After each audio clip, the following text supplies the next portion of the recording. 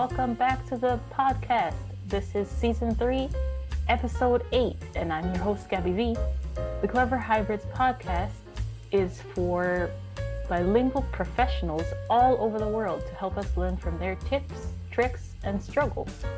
Today we have a Romanian expat who's living in the Netherlands, Stefana Sopco. So I really look forward to talking to her today. Hey Stefana, how you doing? Hi Gaby, nice to see you. Thank you for having me. I'm really well. How are you? I'm really excited. Even in our chat before the interview, we have a lot in common, but then I'm like, oh, that's a good point. Yeah, it was really nice. I'm really nervous, to be honest, as I told you. No, you'll be fine. I've been following you, Stefana, I think now on LinkedIn for almost 2 years. I think my dad found you first, and then he showed me one of your posts. Oh, wow, that's so nice. Oh my God, I love this. Really? Yeah, before I came to Germany, I was looking at your post to give me some courage. I'm like, if she can do it, then I can do it too. Oh my God, that's so cute. You didn't tell me this. I love it. Yeah, so you're helping me, and hopefully we can get some of your tips for others who are trying to go through that expat journey right now too. Yeah, I really hope that too. I've been trying to do that for a while, actually, to just put it out there whenever it comes to me. I've received feedback from many expats all around the world that my posts give them courage, my posts give them that strength that they feel they don't have. I think this is actually the goal of all of my posts. You're doing a good job. Keep it up. Thank you so much.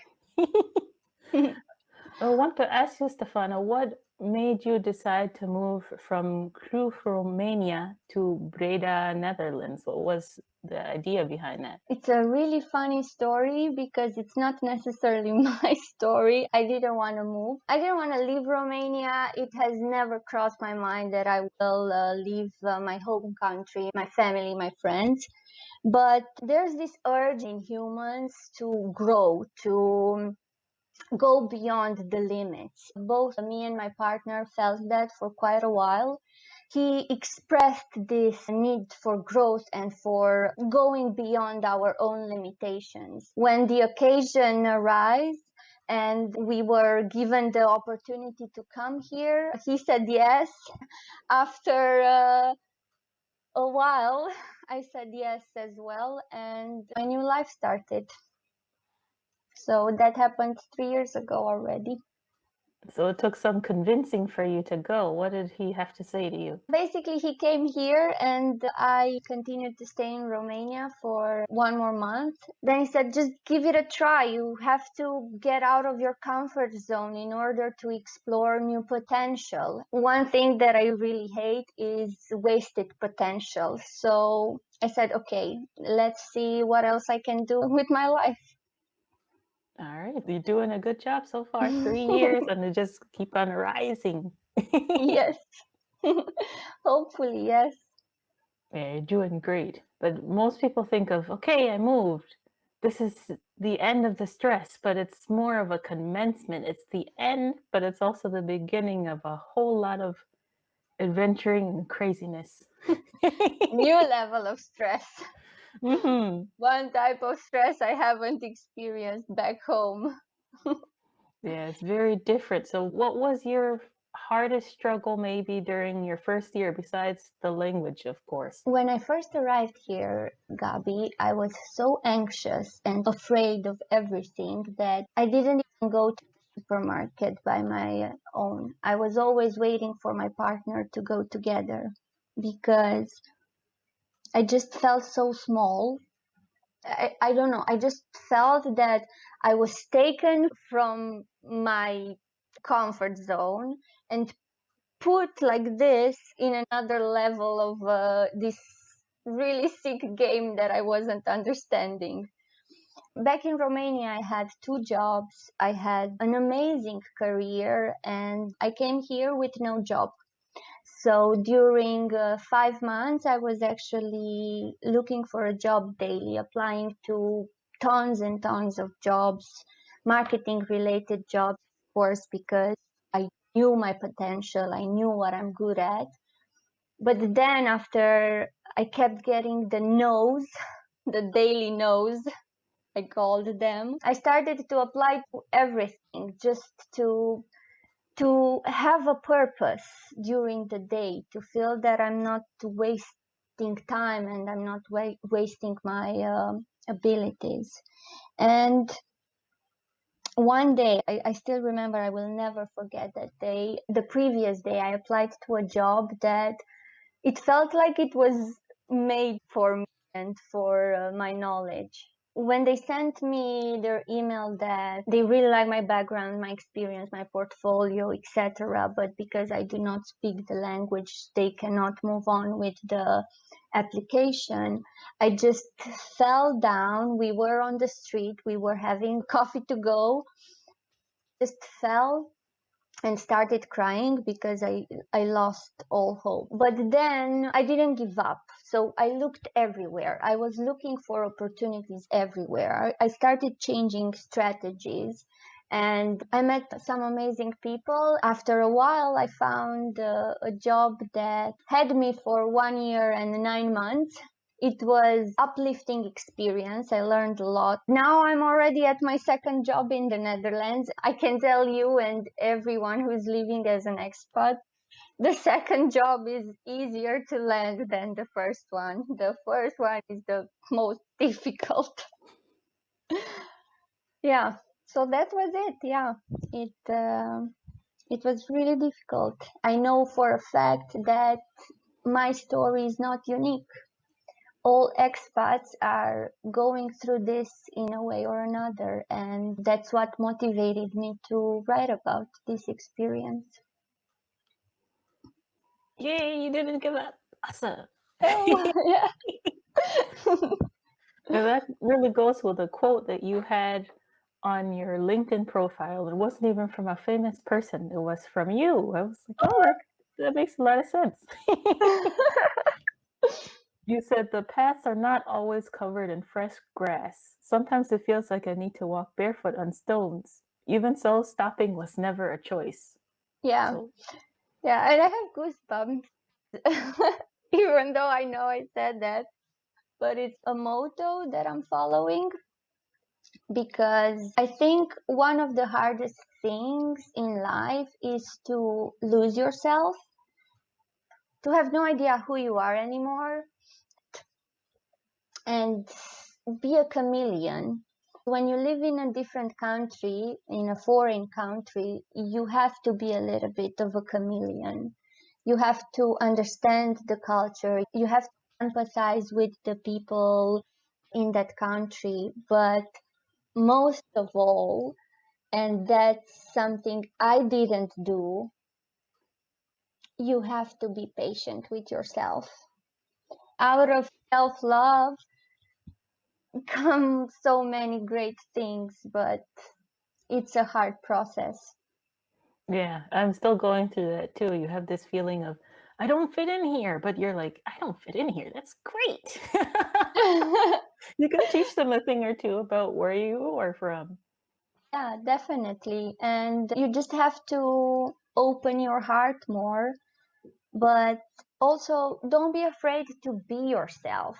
My current team at Smartflow and the team I had before, they encourage this. My current team is very diverse. Everyone has their own cultural background, and it feels really good to feel that you belong. I think it's important. I think this is maybe another big challenge that expats deal with, the fact that they feel they do not belong to a tribe, to a group. You don't need to wait for others to empathize with you or to try to walk in your shoes, to put yourself in their shoes. Just put yourself for a minute in their shoes. Be patient with you. Be patient with them. Amazing things will come out of that. Amazing. That's truth. We can see it in your example. Yeah. Yes. And to link a little bit, I've became a way better marketer after I learned active listening and empathy, because as I was telling you before going live, people are not born with empathy. Empathy needs to be learned like any other skill. Once I learned that rule one is be self-empathetic in order to be able to empathize with others. And rule number two, listen, active listen to everything, to people around you. Try to talk less. That still is very difficult for me. But as marketers, if we talk less, listen more, and actually pay attention to what is said to us orally and with gestures, we can figure it out, and we can figure out patterns. Communication patterns in marketing are maybe the secret sauce. Once you found that rhythm, it's way easier to create anything. I've always worked as a marketer since I was at university, but I think I'm a better marketer since I'm an expat, because of these traits that I've managed to sharpen a little bit. Whenever I speak with other marketers and they tell me that they're having troubles getting their thoughts straight, writing content, I tell them that your audience is telling you what to write about even when they are not telling you. And they're like, what does that mean? Just find 15 professionals from your niche audience, spend a little time on their LinkedIn profile, engage with them for a day or two, and research those interests a little bit more in depth, and you will get it. But again, it goes back to patience. In marketing, it's all about testing, but in order to have a good result, you have to be patient and trust the process. This is exactly how I would describe these 3 years as an expert. Trust the process, be more self-empathetic, and do not let others tell you who you are and how to be, because I did for 2 years. I lived through somebody else's perception of me, and that hurt, that affected my potential. But once I snapped out of that and I remembered who I am, once I remembered that there's nothing worse than wasted potential, everything changed. Yeah, it's true. When you're having a situation like that, there's usually a turning point. For me, it was starting this podcast almost a year ago, where I have full control and I can ask who I want to be here, ignore who I don't want, and ask the questions that I need to know. For you, it seems like that transition was when you started your blog about your cats, gin and tonic. So tell us about that. That sounds like fun. Yeah, back home in Romania, I was very active in volunteering with different NGOs for animal welfare.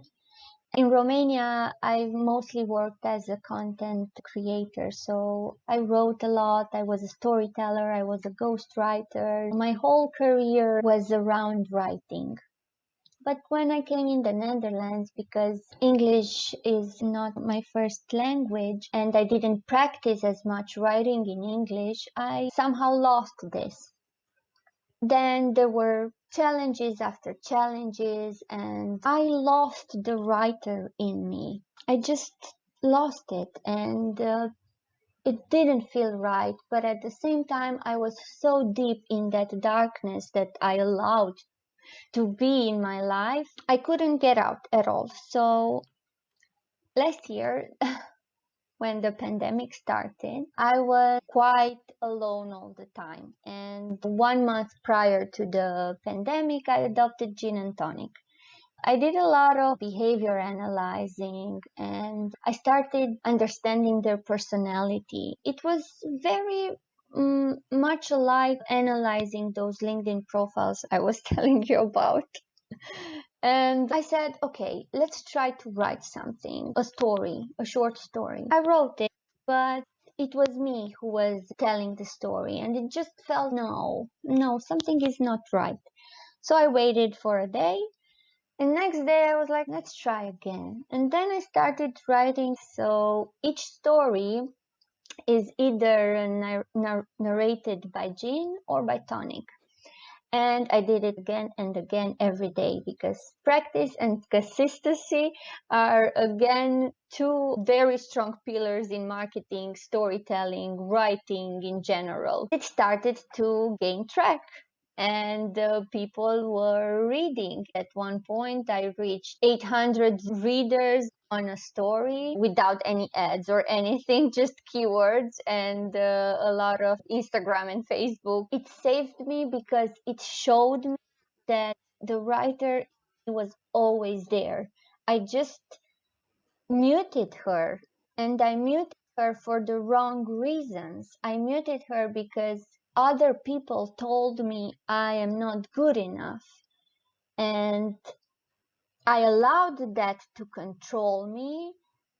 Once I said enough is enough, I know I can do it, I only need practice and a nurturing context, it all changed. Even better is that my next job, the one that I have now at Smartflow, is around creating content. So I write content, professional content in English only, for really interesting industries that I've never imagined I will write for. So it saved me.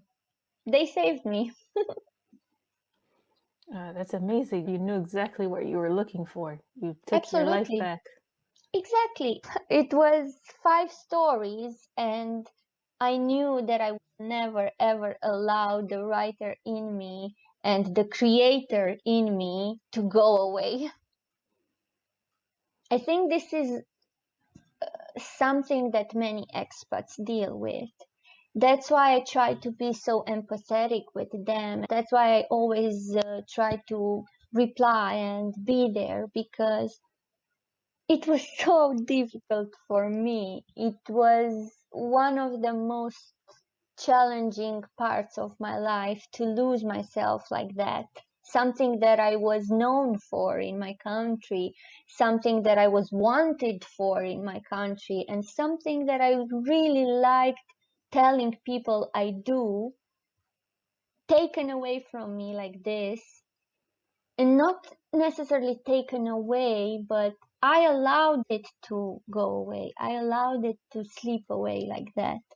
All I needed was exercise and a little bit of confidence to nurture more confidence and to nurture more self-love and more creativity. Yeah, it's really good. They said the catchphrase for 2020 was "You're on mute." 2021 is "Don't mute yourself." Yes, yes, this is beautiful. Absolutely. Never mute yourself. If you truly have something good to say, or if you really believe in that and you think it's good, just say it and practice. Never stop practicing. Be consistent. Deliver. Unfortunately, I know so many marketers that stay in a loop of just maybe I can do it better, maybe I can do it better, and then they never deliver. If it's not online, it doesn't exist.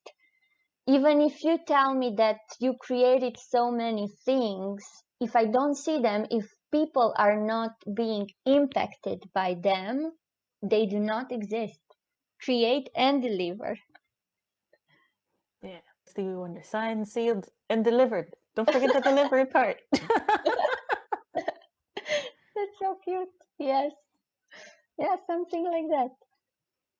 Well, Stefana, don't go away. We're going to take a short break, and after that, I'm going to ask you a little bit more about English and how other immigrants react when new expats move in. So stay right there.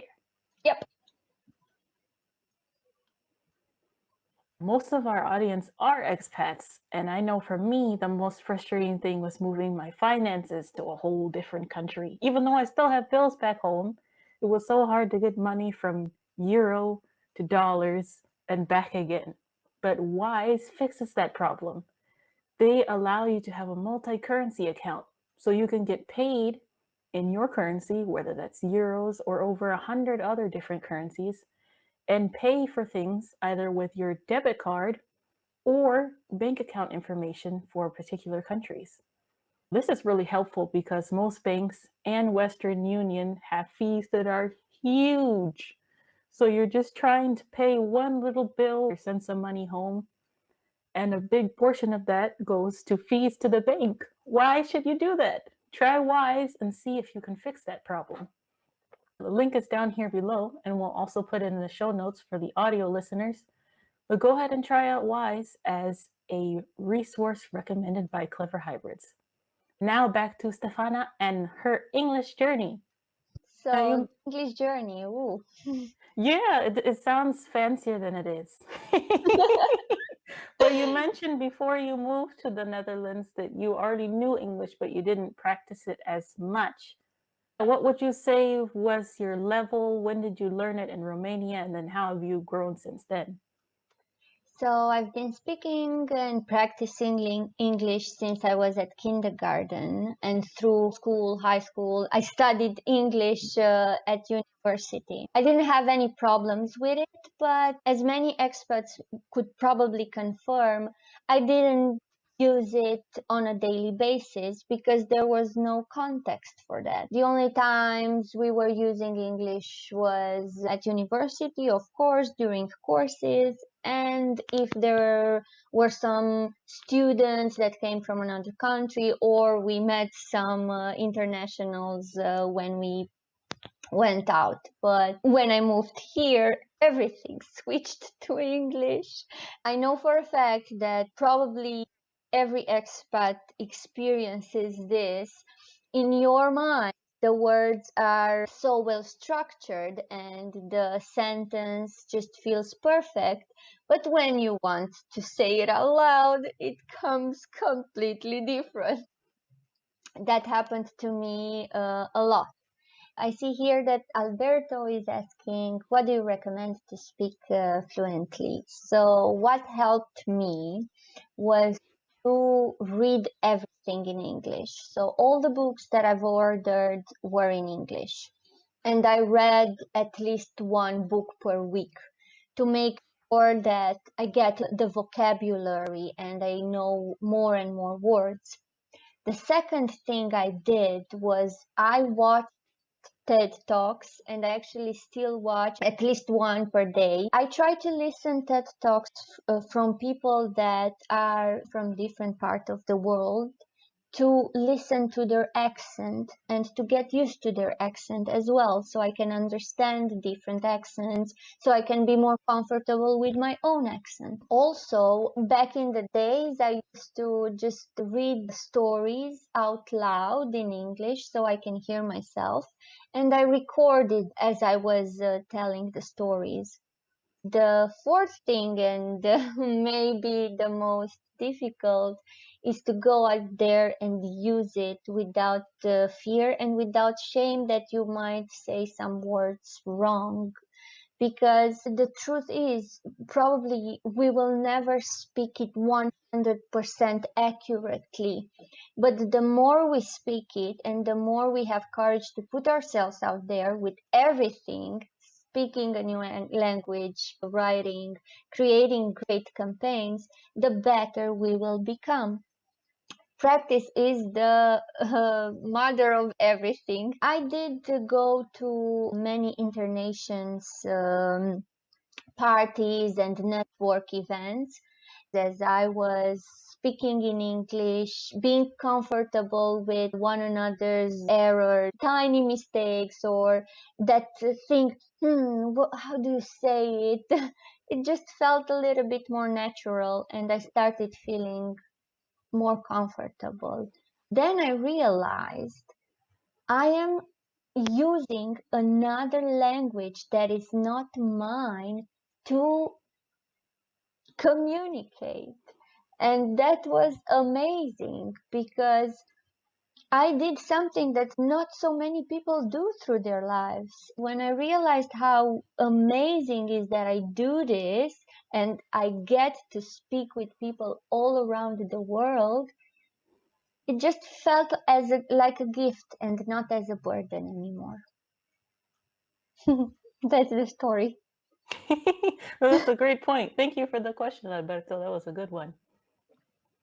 Yeah, I read a quote right before this. It says, if someone is speaking to you with an accent, they're smart enough to speak more than one language. That's one thing. Yeah. And they're also brave enough to use it for their job. Show some respect, people.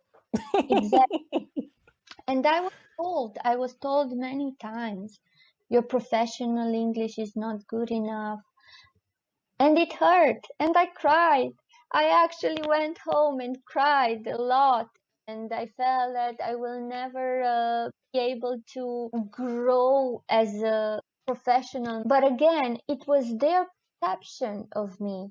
And it was my responsibility to tell them thank you and move on and continue be great and work towards more greatness. But at that time, I didn't do it. But once I did it, welcome greatness. Yeah, you kept on walking on rocks. Good for you, Stefana. Yes. Yes, yes. Now, might be a bit of a touchy subject for some people, but I know that it's happened with me and other people as well. When you move somewhere, there are always going to be some people like, oh, these foreigners. And some of them might be natives, but then the ones that really hurt personally are those who are from your home country. Maybe they've been there longer than you and they really don't feel like helping you because they have a scarcity mindset, like this is mine, you can't have any of it. How do you deal with those people? I didn't deal well at the beginning. I suffered a lot. I actually got a little bit sick because of all the stress and all the pain. It was not fair that I allowed that to control my whole existence. It's always difficult for any foreigner, but Eastern Europeans are always seen a little bit shady. I got my dose of marginalization, let's put it like that. But as you were saying, the most difficult part was when it came from people from my own country. When I felt that jealousy, that toxic competition, that I need to be better than you, I need to earn more money than you, I just have to be in any way better than you. It hurt because all I wanted was to make friends. And of course, I wanted to make friends, people from my country, because it would have been easier. And in my mind, it was like, we're sisters or we're like brothers. I don't know. It just felt like that for me. So it hurt a lot and it left scars. And I'm definitely a little bit more careful now with who I befriend and who I allow in my life. As for the nasty marginalization that comes when you move to another country, it's normal. It's part of the process. It's part of what you have to deal with. But people act out of lack of knowledge. When somebody doesn't understand something, they will be reluctant and they will tend to be mean because they have their own cope mechanism. So when you are able to understand that some of people's reactions come from this lack of understanding, fear even, and sometimes lack of self-love, which is probably the biggest part, you learn how to be more caring, more understanding, more calm, and caring less of others' opinions or not caring at all. I'm working on that every day. will help you focus only on your own potential and not theirs. We just have to be patient and we have to be understanding with everyone. They might not know how to love themselves, so of course they will not be able to love you. Yes, that's a good point. You have to realize that it's not about you. They have their own problem. It feels like it's about you. It feels like it's personal, but it's not. It's just these people don't know how to love themselves, so how can they love you? Yeah, good point. Switching gears here a little bit, this totally surprised me because your current job on Smartflow, you got it through LinkedIn. Yeah, So most people, they're using LinkedIn for work and they apply, nothing happens. So what did you do different? just applied. The job description was in Dutch, but I translated it and it just felt, oh my God, I could totally do this. I applied to the job and I got a LinkedIn message from one of my colleagues. He asked me if I want to set up a call, an interview, and we set it up normally. The first discussion just felt so natural. It didn't feel like an interview at all. Then I moved on to the next step and then I had the job. It's been a year already. Again, it's what I was telling you about being consistent. I just followed the pattern. I continued applying, I continued posting. I had an SEO series back then. Every day I posted something about SEO, search engine optimization. LinkedIn's algorithm recognized my content and it pushed me as a top candidate every time I applied to something. The algorithm saw that I'm active, that I share value, that I have a very updated profile. Everything was linked. I used keywords everywhere, description at all my previous jobs. The fact that the LinkedIn algorithm itself recognized me as a top potential candidate, it helped. I have a few posts about that, and I try to tell this to all expats whenever they ask me. It might feel that posting for no one, but you're actually posting for a very big important thing that it's about to come, because indexing content takes a lot of time, even on social media. I still get likes, for example, for posts that I've shared years ago, because it might be that only now that particular keyword that I used got indexed or got a little bit more track, and now the algorithm pushes the content I had back then in front because now it's relevant. Back then it might have not been. That's why it's important, even when we post on our blogs or on our website, to keep updating the content. A page is not ready just because we posted it. A page should be updated every 3 months to tell the algorithm, hey, we're alive, my page is updated. When you make an update, what kind of changes would you make?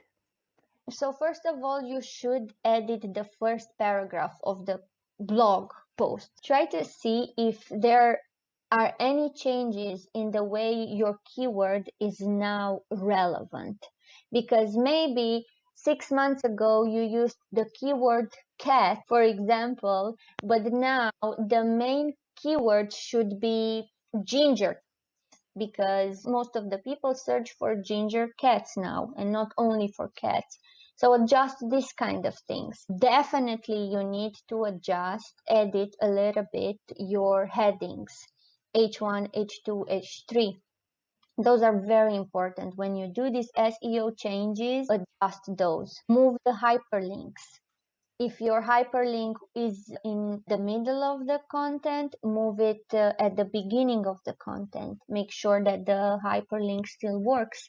Add an extra hyperlink that's internal link to another page on your website. You should always add another link to a different page on your website. And of course, change the call to action. If the call to action was get in touch with us, 6 months ago, now change it to read this blog as well, or call us at this number, follow us on social media. These slight changes, they don't have to be big changes. You just have to tweak it a little bit so the algorithm knows that you're still active and that the page is still relevant. Be like, I'm still alive. Yeah, I'm here. Hey, I'm alive. Now, is that process the same as what people call A/B testing, or is that something else? It is something else. So, for example, you want to A/B test a piece of article. First of all, you will test two different titles to see which one performs better on social media, email, funneling, etc. You might also want to test two different keywords, short keyword and a long tail keyword, to see which one brings more organic traffic. You want to test your call to actions always. One has a long-term impact on your business, and one is focused on keeping the reader engaged on your website. The one with impact is get in touch, schedule a demo. The other one is read this article, watch this video. First one is focused on you, and the second is focused on the reader. So you want to see which one gets them triggered. What I do in my email marketing funneling is I test 2 to 3 subject lines always. The pre-header text in the email, again, is different on each test. That little piece of text that you see whenever an email lands, that's super important. I test the buttons.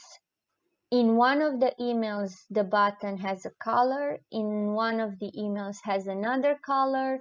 And in the third email, for example, is positioned at the end and not at the beginning. Things like that. Then I also switch the blocks between emails. In the first email, I start with a very important announcement, but in the second email, I start with a resource. And in the third email, I start with something else. Again, which one gets more track? So it's these little tweaks, but they are very important in helping you understand how the brain of your audience is wired, what gets them triggered. So after you did this test for 3 to 6 months, depends, you can follow the pattern, because marketing is a lot of patterning actually. Yeah, and it takes some time to establish that pattern. That's a good point.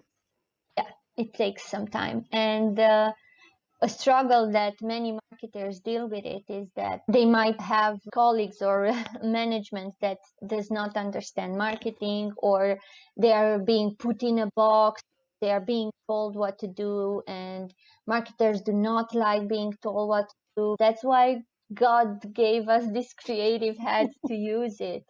And it's very challenging, but fortunately, I am not one of those cases. I am actually empowered, like queens are empowered. I am very blessed. I think that's why I managed to grow so fast and regain my confidence, because I am motivated and nurtured to achieve this greatness. Yeah, nobody needs a backseat driver manager. Be like, turn right, turn left. Are we there yet? Yes. And you're like, ah! Yes, exactly. I know what I'm doing. That's why you hired me, right? Exactly. No micromanaging. With email marketing, I've been seeing a lot of different advice about it. Some people are like, don't do it at all. And I'm like, And then other people are saying daily, weekly, monthly. What is the frequency that you recommend? So, email marketing is still probably one of the best ways in which you can communicate with your audience in a non-intrusive way. Because again, when you do A/B testing and when you are patient to understand your audience, you will manage to deliver content that they actually enjoy reading. When you enjoy something, you don't feel spammed by it. In B2B, is a little bit different than in B2C. In B2B, you should go for weekly or bi-weekly email marketing and personalize automations based on the actions your audience does with the emails. That's what I do. I use a tool that helps me create funnels based on whatever action they did on the previous email. A/B testing also helps me understand if a topic is of more interest than another. I will try not to push it too hard, but give them a little bit more of the same taste. It's really easy. If you give value, you will not be perceived as intrusive and as a spammer. If you just randomly send emails, get in touch, schedule demos, buy this, buy that, you will get no thank you. I don't want you to push your product on my throat. Educate me, nurture me, tell me something I don't know, show me that I have a problem, but don't tell me I have a problem. Show me. Let me understand and let me learn and come to the conclusion that I have a problem. That's extremely important in marketing, but it comes with experience. Marketers, like any other professional, reach a level of knowledge and confidence and, okay, I know what to do next. I understand my audience so well. I know when you have a good product and when you know you have a good solution and when you know what to do with it, you will not fail. Even if it takes a lot of time, you will not fail, because if you are persistent in showing the value of and the impact, long-term, short-term, of the solution that you are managing, people around your audience will notice it and will come to the conclusion that they need that because you've educated them. It's that easy. Educate, do not sell. I love that. I'm going to write that down somewhere. Well, Stefana, thank you so much for sharing your wisdom with us. Welcome to the Clever Hybrids tribe. It was really nice. Thank you very much. I really liked this. Yeah, we had a great time. And for those of you who are like, where can I get more of Stefana's stuff? Can you tell them how they can get in touch with you? As you put it there, you can connect with me on LinkedIn. I am very friendly and I will be there for you if you need my help. So just connect with me on LinkedIn.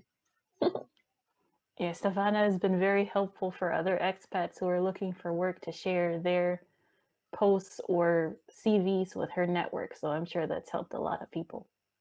I hope so. Thank you, Stefana. Stay right there. Don't go away. The Clever Hybrids tribe, we had a great time as usual. And Stefana, as she said, is on LinkedIn. So go ahead and check that out. For those of you that this may be your first time here, what is Clever Hybrids besides the podcast? I know we're cool with that. But as a consultancy, we work with people who may not speak English as a first language to help them to improve their skills. Just like Stefana mentioned, with a lot of practice, you can improve your vocabulary, your pronunciation, even your presentation skills, but it helps to have a coach to help you move faster. So for those of you who either are looking for an individual course or something for your enterprise, you can go ahead and check out our website, cleverhybrids.com, for more info and read our blog there as well. You can even follow our content here on LinkedIn, Facebook, Twitter, or Instagram. All of the hashtags are hashtag cleverhybrids or the accounts at cleverhybrids. As you may have noticed this week, our tagline has changed. So, just as we've been talking about with Stefana and how we've all been seeing during this pandemic, remember that no matter where your journey is taking you, don't feel bad because nothing in life is a straight line anymore. We'll see you next week.